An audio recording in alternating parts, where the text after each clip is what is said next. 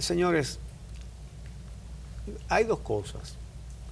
Vamos a hablar del caso, lamentablemente hay que hablar de Félix Bautista, de Víctor Díaz Rúa y de Odebrecht, del expediente, pero quiero comenzar señalando un método de lucha que es sumamente eficiente y ni hablar que válido. Ayer, una cantidad de entidades de la sociedad civil hicieron una acción judicial. Y eso es ideal cuando se trata de llevar a las autoridades a su propia legalidad. Recordemos a Juan Bosch que le decía eso a Balaguer. Llevarlo a su propia legalidad. ¿Por qué? Porque Balaguer hacía leyes y no las cumplía, las hacía para violarlas, que es exactamente lo mismo que ocurre ahora. Y por eso ustedes oyen a la vicepresidenta, como han oído a muchísimos funcionarios más y dirigentes del partido, que este es el gobierno que más ha hecho por la transparencia. El gobierno que ha prohijado y protegido la mayor corrupción en la historia de la nación dominicana.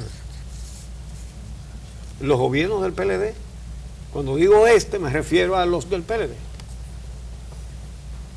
Y ha habido corrupción en los otros, los del PRD, pero esto es, aquí no se había visto en esta sociedad nunca el saqueo y además protegido por los mecanismos judiciales. Entonces, ayer el Centro Juan 23, la Fundación Santiago Somos Todos, el Centro de Reflexión de Padre Juan Montalvo, Centro Montalvo, la Fundación Masada y Participación Dominicana, Participación Ciudadana, es que iba a decir que el capítulo dominicano de Transparencia Internacional. Lo resumió. Sí, entonces le enviaron una intimación judicial al presidente Danilo Medina, al procurador general Jean Alain Rodríguez y al consultor jurídico del Poder Ejecutivo Flavio Darío Espinal. Entonces, fíjense lo interesante de esta acción. Dice que como el 7 de este mes de junio la Procuraduría presentó una acusación contra un grupo de imputados, Ángel Rondón, Víctor Díaz Rúa, Conrado Pitaluga, Andrés Bautista, Jesús Vázquez, Tommy Galán y Roberto Rodríguez, a quienes acusa de violación de un montón de artículos del Código Penal. Entonces, hacen esta observación, que la leo. A pesar de la gravedad de los hechos y los daños ocasionados por los acusados, al presentar su acusación, el Ministerio Público omitió constituirse en actor civil conforme a lo previsto en los artículos 50 y 51 del Código Procesal Penal, a fin de perseguir el resarcimiento de los daños y perjuicios causados a los intereses colectivos sufridos por el Estado Dominicano.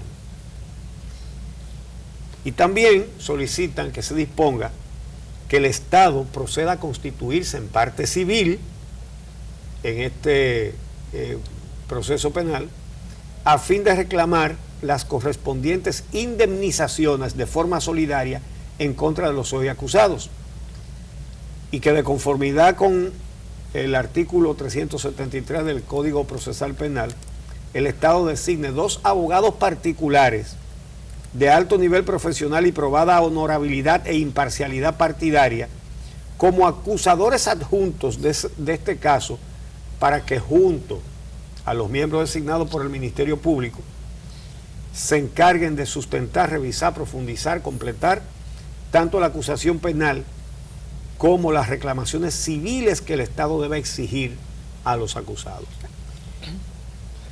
Eso es lo que se llama poner en práctica lo que decía Juan Bosch, llevar al gobierno a su propia legalidad. Ya lo hemos señalado aquí, pero no sobra decirlo de nuevo, que ese expediente contra las personas a las que acusa tiene pruebas, pero que ha dejado fuera de la acusación a muchos implicados más, a los que no quieren acusar, y ha dejado aspectos como la sobrevaloración de las obras, lo cual es un robo al Estado, y también sobre el proyecto de Punta Catalina, que son injustificables de todo punto de vista, y principalmente el financiamiento de campañas políticas por empresas extranjeras, que es una violación grave de la ley, y todo eso lo han dejado afuera adrede. Pero qué bueno, señores, esto usted puede tirar, miren, las piedras que se han tirado aquí en desórdenes y que en protesta violenta durante 6 décadas no tienen, tiradas juntas, no tienen la contundencia que tiene una acción como esta. Esa es la realidad. En este caso, incluso lo que se está solicitando, Uchi, y creo que vale la pena recordar los casos bancarios, donde el Estado tuvo una representación directa. Lo que se está sugiriendo es que el Estado busque que estas personas no solamente sean condenadas por los actos en los que incurrieron, los delitos en los que incurrieron, sino que también haya un resarcimiento para el Estado dominicano y que se busque. Han visto en el Ministerio Público, digamos que cierto nivel de pasividad en este sentido, porque el Ministerio Público hizo un acuerdo con la empresa original, con la Odebrecht, que fue la que admitió internacionalmente que se involucró en un caso de corrupción sobornando personas, instituciones, estados, para hacerse de contratos millonarios que le permitieron a sus altos ejecutivos enriquecerse en Brasil. Pero lo que están reclamando estas organizaciones es que el Estado dominicano busque un pago, una indemnización por los daños causados por todos los involucrados de manera particular. Porque en la medida en que el expediente se conoce y se va desglosando el caso y se van conociendo los detalles de la investigación, lo que dicen estas organizaciones es sí, pero el nivel de responsabilidad que estas personas tienen no se puede quedar en que vayan a la cárcel y punto, sino que el Estado tiene que reclamar una indemnización por los daños y perjuicios. Y se quedó corto el Estado dominicano en el acuerdo que hizo con Odebrecht, y lo hemos criticado en muchísimas ocasiones. O sea, Odebrecht va a pagar en 8 años la mitad de lo que le admiten en el documento, claro, que es una indemnización y es una multa. Y es una multa. A plazo. A plazos, mientras la misma empresa está demandando al Estado dominicano para que le pague más que eso en una sola obra y ahora. Seguro. Entonces, esa es la diferencia. Todo eso es complicidad. Sí, la complicidad con la Odebrecht sigue. Entonces, hay una cosa. Ayer se publicó, y ya esto no tiene que ver con Odebrecht, pero sí con corrupción, de figuras importantes. Todavía están discutiendo, y evidentemente que no van a hacer nada, de si sacan o no sacan de esos puestos a los secretarios de organización y de finanzas del partido. De la Liberación Dominicana. Sí, del partido. Mira,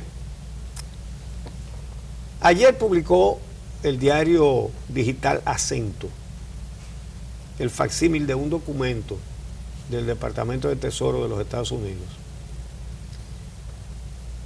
que es un documento del 2017, del año pasado, que tiene un cálculo de la fortuna de Félix Bautista.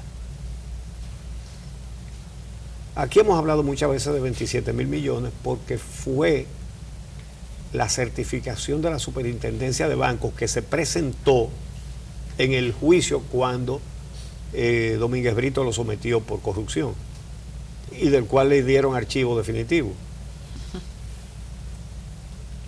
Y hablaba de depósitos en los bancos por 27.000 millones de pesos. Pero este documento que publica Acento dice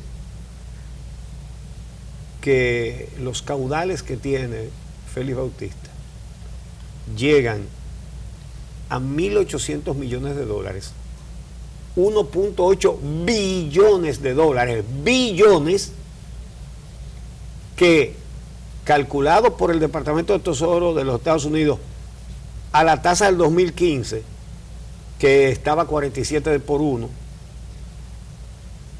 suma 84.600 millones de pesos.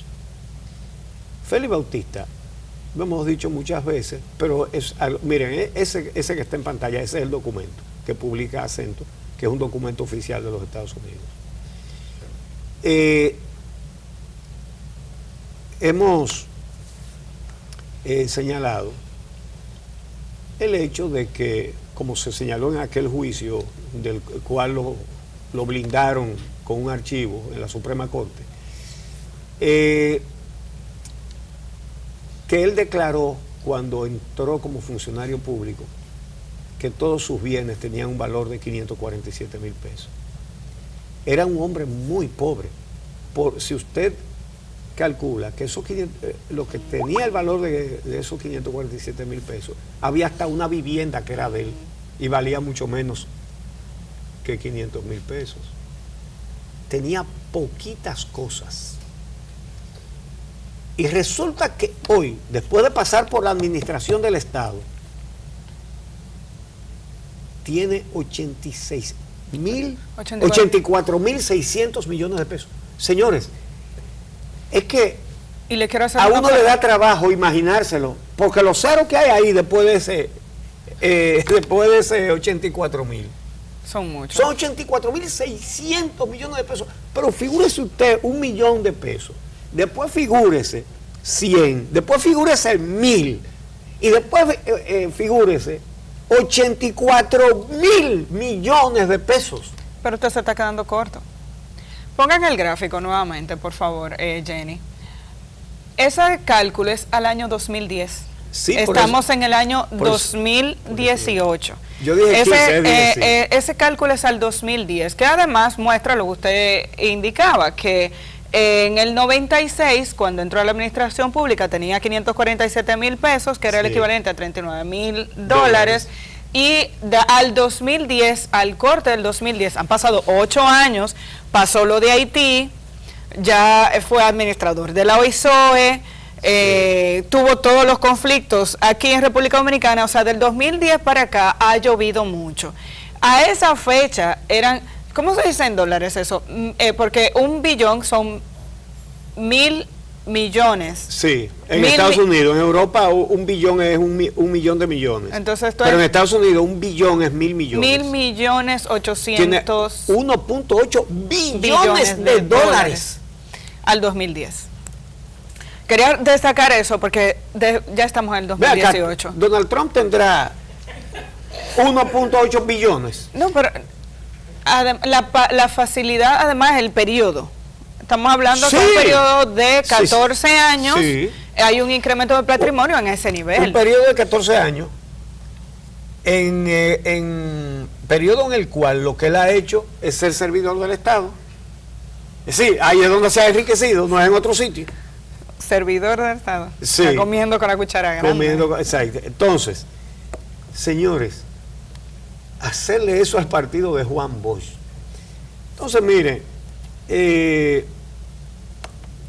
el gobierno de Estados Unidos, ya ustedes saben que lo ha sancionado con una medida que se le ha aplicado en la historia y en el mundo entero a 14 personas. Y ahí está en un lugar honroso ahora, después de Ángel Rondón, Félix Bautista. Todos personajes ligados, Félix Bautista exclusivamente a los gobiernos del PLD y Ángel Rondón del PLD, Félix Bautista a los gobiernos del PLD y Ángel Rondón a todos del 2000 para acá, a los del PLD y al del PRD. Entonces,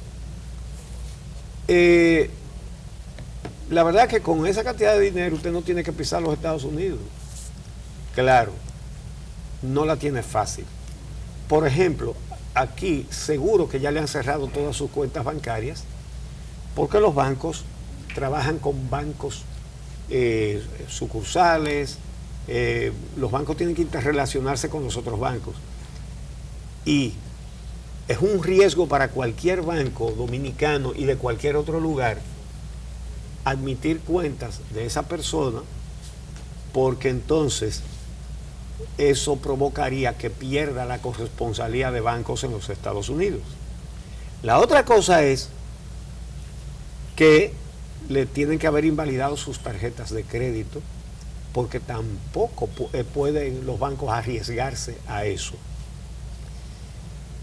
Si él sale a pasear a la Conchinchina, que a lo mejor ya no se han enterado, ¿con qué va a ir? ¿Con 2 maletas llenas de papeletas? Es decir, la situación no es fácil. No es fácil. Ahora bien, la ley de lavado de activos, la vigente, es una ley muy buena. Y esa tiene colmillos para morder. Y resulta que esa ley se le aplica no es solamente al que ha hecho dinero vendiendo drogas, es cualquiera que tenga dinero de procedencia ilícita. Y recuerden que tenemos otra ley que indica que el funcionario que es acusado no hay que probarle que lo que tiene es robado, sino que él es el que tiene que probar que lo que tiene es bien habido. Entonces, ¿cómo es la cosa? Ahí tienen un buen caso de lavado, porque ¿cómo él va a explicar 84.600 millones de pesos? Si ganaba, creo que era 57.000 pesos, en la OISO era me acaban de pasar un dato, dice que Donald Trump, usted se la pregunta, ¿no? Ajá. Que la lista de Forbes del 2018 ya salió y que Donald Trump bajó 2 puntos. Bajó más de 200 puestos. Desde el año pasado se ubica en el 766 y dice que la revista estima su patrimonio neto en 3.100 millones de dólares y tenía antes 3.500 millones. Es decir, que si es por cantidad de dinero, Félix Bautista se puede codear con Donald Trump perfectamente y jugar golf junto con él, ¿verdad? Porque es en esa categoría que está. Por otro lado, el periódico Acento no solamente publica estas cosas, sino que Acento le hizo una entrevista de televisión hace, creo que 2 años. No, ¿a quién? ¿A Félix Bautista? Bautista. En el 2012. En el 12. Eso fue cuando se destaparon los casos de la OISO. El sometimiento de Domínguez Brito. Entonces, él les respondió. Ellos le preguntaron que en cuánto él calculaba su fortuna, ¿verdad? Le hicieron varias preguntas, muy bien. Y escuchen la respuesta. Lo tomo del mismo periódico Acento que tiene el video puesto de esta entrevista. Esto vale la pena verlo. Adelante.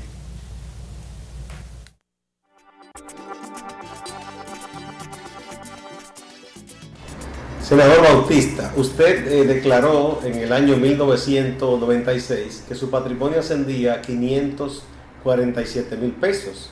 Posteriormente, en el año 2010, antes de usted ser investido como senador, declaró que su patrimonio ya ascendía a 16 millones de pesos. En estos momentos, ¿a cuánto asciende su patrimonio, su fortuna? No sé. Y no lo sé porque hay proyectos que están en ejecución, con esa proyección de beneficio que no se sabe. Hay proyectos que te lo dan y al final no se concluyen. Hay proyectos que tú lo ejecutas y tiene pérdida. O sea, son proyectos que están en ejecución. Tú lo haces a final de año, cuando vas a hacer tu declaración jurada, después que tiene cosas muy concretas, muy específicas. Pero ingeniero, tu nombre es previsor y que sabe mucho de cálculo. Usted tiene por lo menos una idea aproximada de cuánto andan ahora su patrimonio, entre propiedades y dinero. Si quiere lo calculo y se lo mando. No hay problema en para ser más específico, por proyecto, por todo eso lo envío. Para no dar una cifra que no se sabe y que no tenga una base de dónde sale. Usted Lo que pasa es que me han querido dar fortuna que no tengo. No, pero eso es muy bueno. Mire, en el 2010 usted declaró patrimonio entre inmueble y pasivo, activo de 16 millones. A mí me llama particularmente la atención que entre 2010 y ahora es que usted ha hecho el grueso de su patrimonio, entonces, en 2 años. Bueno, lo que pasa es que, como tú puedes ver, está eso, pero está también las acciones de Rofi, que es parte del patrimonio. O sea, en el 2010 usted no incluyó ahí acciones de Rocky. Sí, están ahí en la declaración jurada. Sí. Pero yo digo que me llama la atención que de 2010 a acá, casi 2 años, es que usted ha hecho el grueso de su patrimonio. Elías, ¿cuándo fue que hicimos Constructora Rofi? ¿Cuándo fue que hicimos lo de León? En el 2005, la final de 2004 en el 2005. Por Rofi. Pero Constructora Rofi no es suya, es de Zoraida Antonio. Ahí que yo veo la contradicción, que veo que Zoraida Antonia es la dueña, propietaria, junto con José Lía, de Constructora Rofi y de Inmobiliaria Rofi. Porque yo decidí que lo tuvieran ellos, porque soy senador, que ellos tuvieran las acciones. Funcionario público. Pero o sea, si eres funcionario y eres senador, no puedes incluir esa propiedad en tu declaración jurada de bienes. Pero no la incluí. Por eso que incluí los 16 millones que era lo que tenía. Exactamente eso. Ya. Pero en la declaración jurada de bienes incluye las porciones en Constructora Rofi. Aquí está la declaración. Es decir, que es un elemento, digamos, de contradicción que Constructora Rofi aparezca a nombre de Zoraida Antonia y al mismo tiempo usted esté declarando que tiene acciones en Constructora Rofi, incluso del monto de las acciones que tiene en Constructora Rofi. Ahí te puede aclarar sencillo, pues acuérdate que yo era mi esposo. Hay una comunidad de bienes. Ah, por la comunidad de Hay bienes. una comunidad de bienes ahí. O sea que él es el propietario. Además, no ha mencionado a Constructora Miferco, que está en su declaración jurada de bienes Eso del es Panamá, 2010. Panamá. Pero no está teniendo operación. No ha dicho nada. Mira, yo no sé si es un pecado o es un delito construir fuera del país. Yo no sé si es un pecado. Parece que sí. Pero yo veo que aquí al país vienen muchas empresas extranjeras, grandes consorcios, usted lo sabe, y se llevan los grandes contratos. Y se llevan fuera de República Dominicana millones y millones de dólares. Está a la vista de todo. Odebrecht, Andrade Gutiérrez, ¿cómo se llama esta italiana? Pergilo, cientos de empresas. Odebrecht para Brasil es una marca. Bueno, ahí él está alegando que es mejor que un dominicano gane dinero con las obras que se la gane un extranjero, ¿verdad? Un concepto muy nacionalista, ¿verdad? Bueno, Muy si patriótico. lo hace de manera transparente no tendría ningún problema. El Exactamente. problema es que yo creo que lo agarraron con la mano en la masa cuando él se ve descubierto de que tiene un patrimonio que no había declarado como suyo, que hay un tema. Eso es lo que se llama ir a una entrevista cuando no tienes del otro lado a alguien colocándote la bola para que la alquile. Qué buen trabajo hicieron ahí Fausto Rosario y Gustavo Olivo Peña. Así es. Entonces, fíjense la forma, que me atribuyen fortuna que yo no tengo. Y en ese momento la que le estaban atribuyendo era mucho más chiquita que la que dice el gobierno de los Estados Unidos que él tiene. Entonces... Y la que no sabemos. Exacto.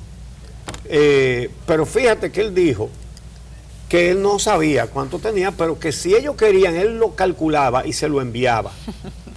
Proyecto por proyecto y monto por monto. En el 2012 fue que él no ha mandado eso todavía. ¿Verdad? Él es rápido para acumular el dinero, pero es bastante despacioso para rendir cuentas. Por otro lado, hay hoy en la prensa, todos los días salen algunos aspectos del expediente, y hoy se destaca cómo Víctor Díaz Rúa agarraba cualquier aguacero, cualquier tormenta o cualquier cosa para meter un montón de proyectos en emergencia para burlar la ley de compras y contrataciones. Y cómo él mismo hacía adenda él solito. Lo decidía él cambiaba los contratos él en su oficina. Y cómo lo hacía para agregarle mucho dinero que tenía que pagar el Estado Dominicano para beneficiar a Odebrecht, que para eso pagaba sobornos, y para beneficiarse él. Se detalla con fecha, con contrato, con todo eso. Uno de los contratos que están mencionados en todas estas emergencias que él declaró para poner los montos que él quisiera, es la carretera que nosotros hemos denunciado aquí en este programa, la del río Jarabacoa. ¿Cuánto dinero se le estafó al contribuyente dominicano con esa carretera? Una de las últimas obras inauguradas por Leonel Fernández, creo que fue la última. Señores, y hay que ver cómo está esa carretera por la que pagó el Estado Dominicano, $1,500,000 por cada kilómetro. $1,500,000 por cada kilómetro. Miren ese derrumbe. Miren ese derrumbe. Esa es una de las carreteras más nuevas que existen en el país. Entonces, ¿cómo pueden sostener todavía la actitud de no averiguar cuánto se robó la Odebrecht en estas obras? Eso es ineludible. Y así como varias organizaciones presentaron ayer ese recurso, que repito, es una de las mejores formas de lucha que hay. Venga, su ley, la suya, dice esto y usted no lo ha cumplido, cúmplalo. O evidencia que usted es cómplice entonces, porque de eso se trata. Entonces, esa obra puede ser objeto de esa misma cosa. Usted tiene que averiguar cuánto le robó la Odebrecht. No importa cuántos cómplices salgan, pero el Estado tiene que saber cuánto le robaron. Entonces, y como el acuerdo es solo sobre los sobornos, que no iban a someter a la Odebrecht, pero en ese acuerdo no habla de lo que se robaron sobrevaluando obras. Uchi, ya que usted mencionó ahorita la inversión del fardo de la prueba y el hecho de que este gobierno hable de transparencia y de esa lucha contra la corrupción y todo lo que ha hecho este gobierno y los partidos políticos, sigue siendo responsabilidad del gobierno dominicano, encabezado por Danilo Medina, el transparentar de dónde salieron los recursos que se le pagaron a Joao Santana en este país. Eso no tiene que depender de que eso vaya o no vaya a un tribunal. Este país necesita transparencia, necesita información. Y queda en manos del presidente de la República indicar de dónde salieron esos recursos. El Ministerio Público tiene una tarea pendiente relacionada con el posible financiamiento ilícito de las campañas a través de una empresa extranjera, porque si bien es cierto que Ángel Rondón es dominicano, todo apunta a que el dinero que había detrás de todo esto está relacionado con Odebrecht. Pero en el Palacio Nacional de la República Dominicana estuvo sentado Joao Santana, la primera persona vinculada con toda esta estrategia de pago de campañas de partidos políticos y de gobernantes en Latinoamérica. ¿Cómo es posible que al día de hoy el gobierno dominicano, encabezado por Danilo Medina, no haya dicho a este país de dónde salió el dinero, qué hacía Joao Santana en el Palacio Nacional, cómo operaba, y se ha quedado en unas simples declaraciones de que admitidas por el presidente de que era su asesor? Admitido eso, ya todo el mundo lo conoce y derecho que tiene una estructura política a contratar a los asesores que quiera. Sí, pero no para que despachen en el Palacio. Una situación como esta, el gobierno dominicano tiene que transparentar esa información e indicar de dónde salió el dinero, quiénes fueron los empresarios que dice el gobierno, el que decía Danilo Medina en la toma de posesión del 2012, que dieron el apoyo para que Joao Santana estuviera aquí. Esa información tiene que salir y esos números tienen que darse a conocer. Entonces, creo que fíjate, esa es una tarea pendiente. Precisamente, sí, claro que tiene derecho a contratar al asesor que quieran, solo que una explicación que está pendiente y que no se debe encajonar por ahí en una gaveta es por qué un asesor de campaña tenía un despacho en el Palacio Nacional de todos los dominicanos. ¿Y por qué no era en el partido que tenía un despacho? ¿O en una oficina particular? ¿Por qué tenía un despacho en el Palacio Nacional? Eso número uno. Pero número dos, Y el Partido de la Liberación Dominicana no tiene ahora mismo dificultades con la Junta Central Electoral porque no rindió cuentas de sus gastos de campaña. Y resulta que en esas cuentas no figura ningún pago a Joao Santana. No, Entonces, porque era de Danilo Medina, no era del partido. Originalmente. Entonces, si pero era de Danilo Medina, Danilo Medina tiene que... Entonces los pagos hay cheque o hay transferencia bancaria. Alguien tiene que decir. Eso es una cosa muy fácil. Eso no hay que buscar una aguja en un pajar. Eso, si lo quieren buscar, aparece de una vez, si existieron. Tenemos que irnos. Entonces, no, finalmente,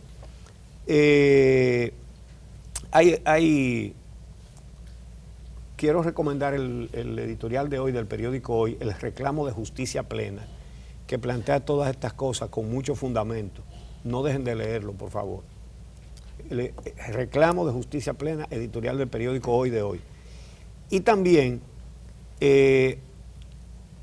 al periódico Diario Libre le mandaron una carta muy breve. Se la mandó Dato Pagán hijo, sobre todo todos estos acontecimientos. Es bueno leerla. Es una carta al director de Diario Libre y dice lo siguiente, oye qué cortico es. Dice, la sociedad dominicana continuará degradándose, no solo por las personas que la gobiernan y muchos de los que aspiran a gobernarla, sino también por aquellas que no se involucran para evitarlo. En momentos de crisis moral, corrupción, inequidad social, injusticia, desarticulación institucional, abuso de poder, exacerbada indignación, barbarie y caos, la única reivindicación realmente honorable es cambiarlo todo. Negociar con gobernantes insaciables, políticos depredadores y negociantes con cartas marcadas es pretender reformas para que nada cambie. Aunque parezca paradójico, la aspiración más razonable es poner la mano en la rueda de la historia para reconstruirlo todo. La indiferencia es complicidad, la desidia es traicionar.